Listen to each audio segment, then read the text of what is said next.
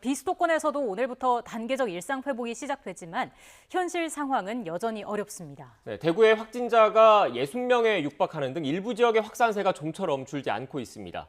일상으로 무사히 돌아갈 수 있을지 아니면 그나마 집중해온 방역마저 놓치는 건 아닌지 시험대에 올랐습니다.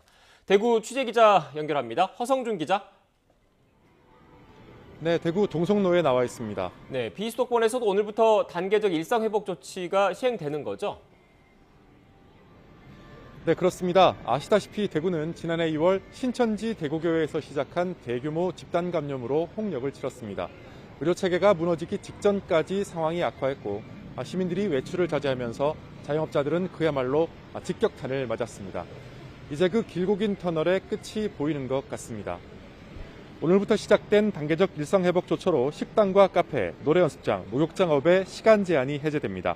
사적 모임은 접종자 구분 없이 12명까지, 행사와 집회는 99명까지 완화하는 등 정부안과 동일하게 개편됩니다. 비수도권의 경우 접종 완료자를 포함해 10명까지 사적 모임을 허용하던 것에서 한 발 더 나간 겁니다. 그동안 큰 어려움을 겪었던 이곳 동성로 상인들을 비롯한 대구의 자영업자들과 시민들은 새로운 기대감을 나타내고 있습니다. 하지만 현실 상황은 녹록지 않습니다. 오늘 0시 기준 대구의 확진자는 57명입니다.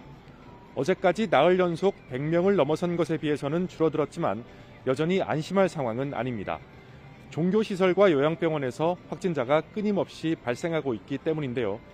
이런 다중밀집시설에서 집단 감염이 반복되면서 일상으로 돌아가는 길은 쉽지 않아 보입니다.